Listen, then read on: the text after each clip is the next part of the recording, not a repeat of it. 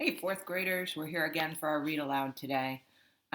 Yesterday we left off with Charlie and Davis and the twins and their new dog heading off with Lumilla on their trip to Virginia.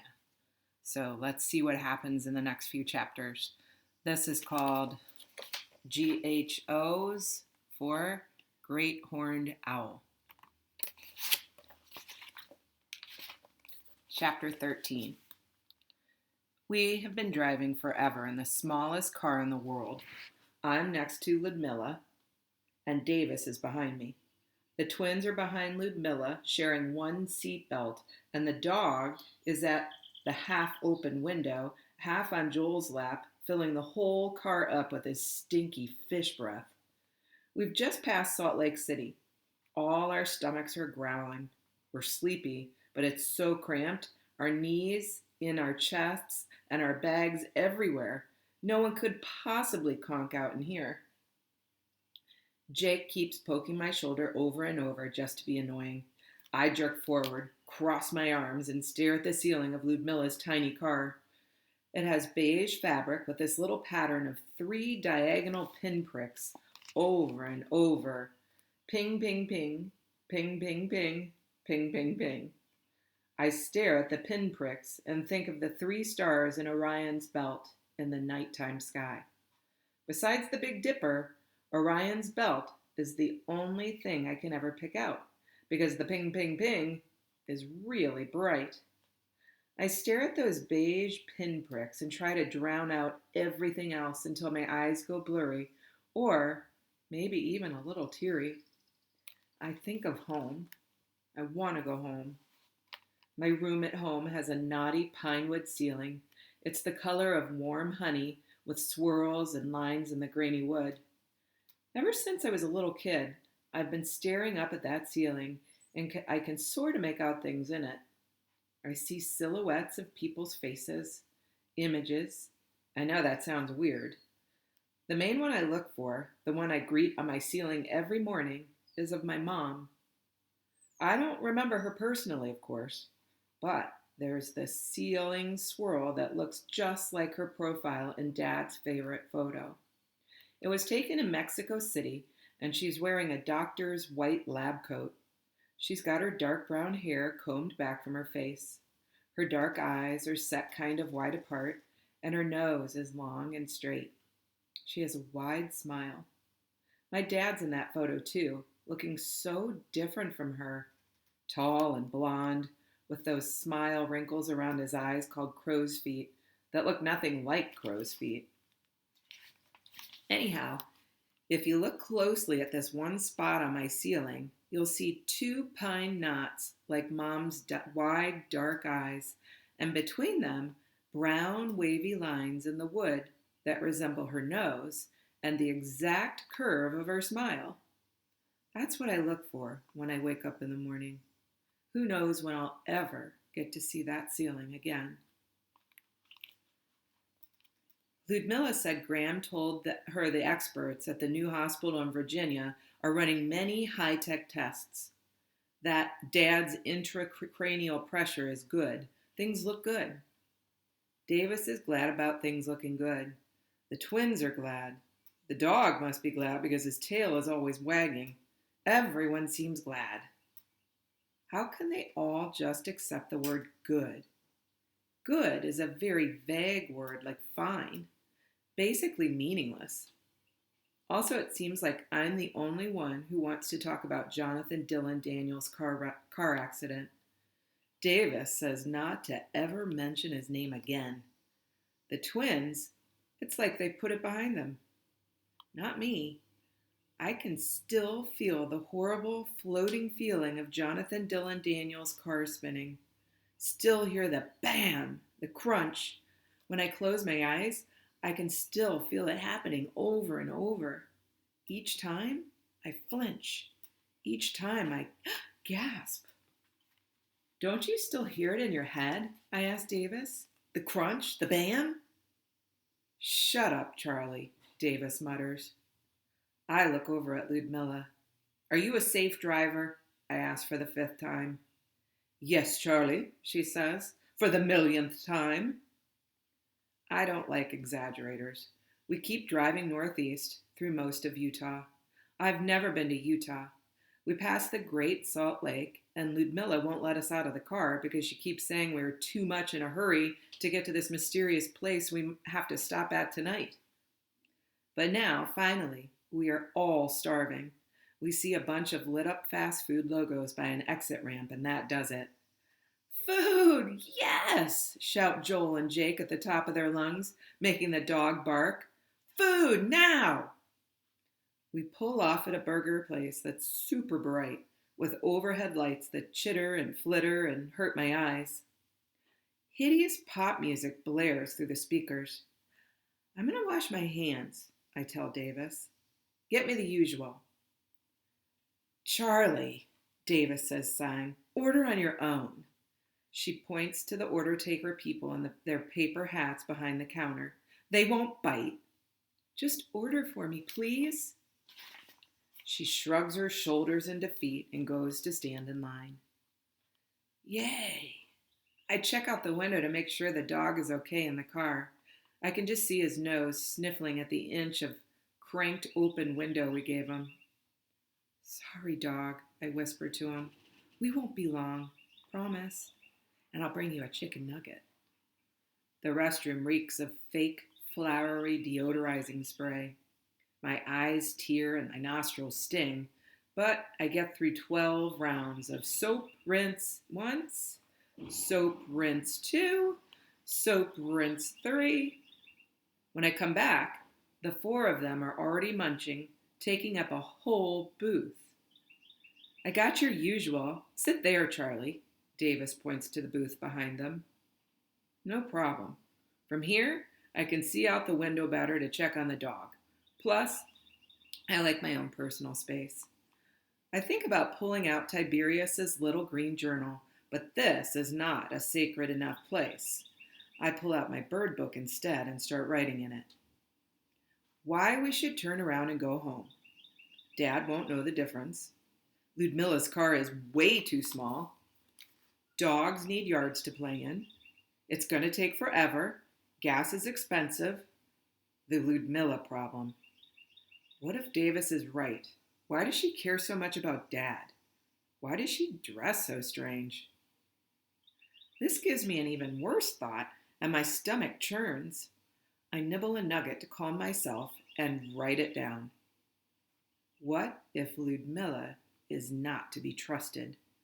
What if she's fooled Graham into believing she's harmless, but really deep inside, she has some kind of secret underhanded plan?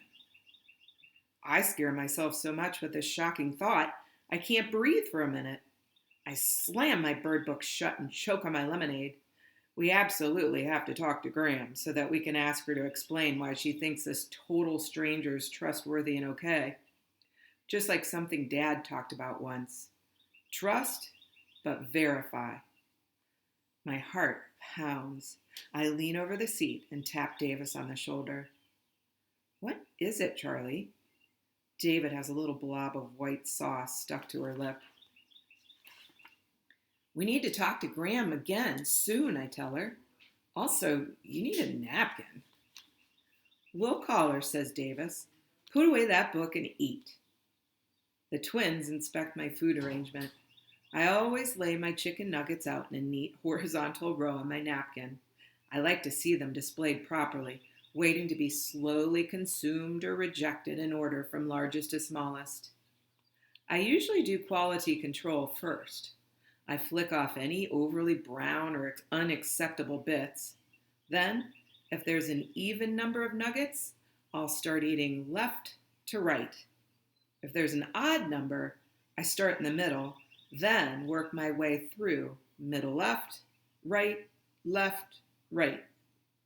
The twins tell Ludmilla, look at what Charlie does. Davis says, and he's always writing in that notebook of his. I guess now it's like his travel journal. He should probably call it Chicken Nuggets Across America, because that's all he ever eats.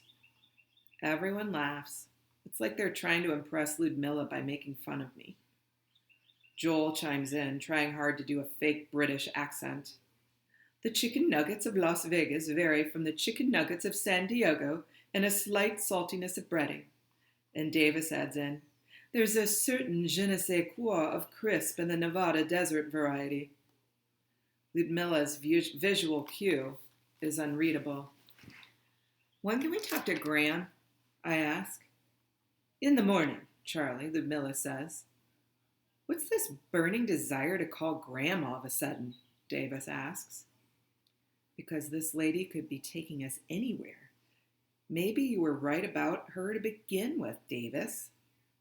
I can't say that out loud, but I try to beam it to Davis telepathically. I inspect a nugget. There are too many little black flecks in this one, so I put it in the reject pile. Ludmilla is staring at me with no facial expression.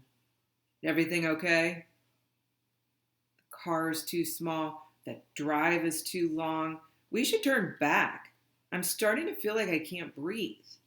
Brain pressure, maybe intracranial. My heart is pounding like a rabbit, thumping in my chest, bursting to get out. My hands itch.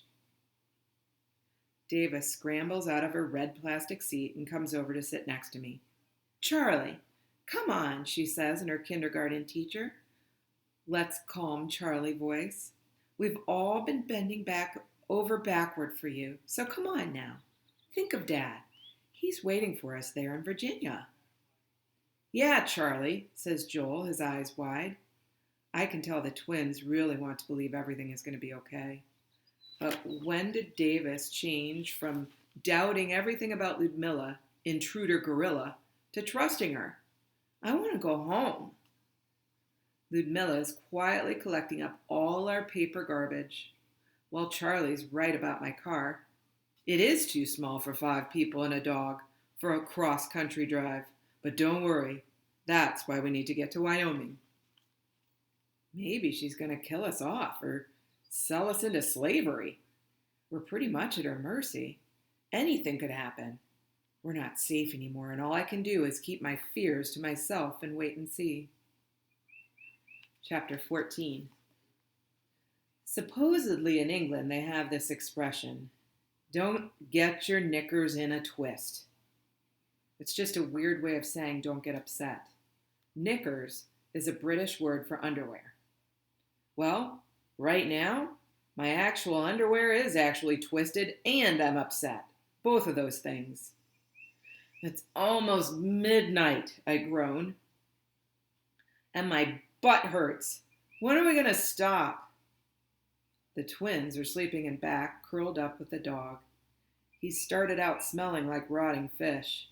Now, he smells like rotting fish someone left in a public porta potty overnight.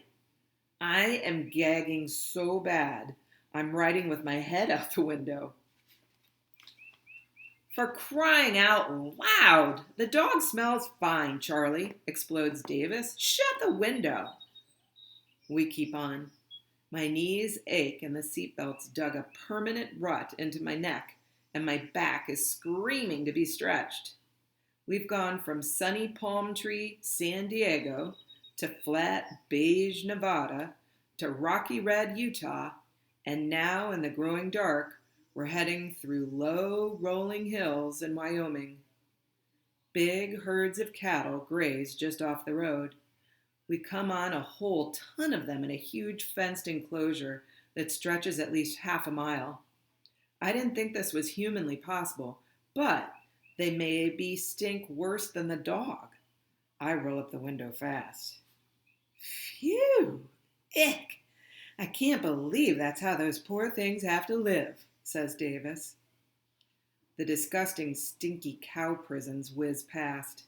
Scrub pasture turns to rolling hills.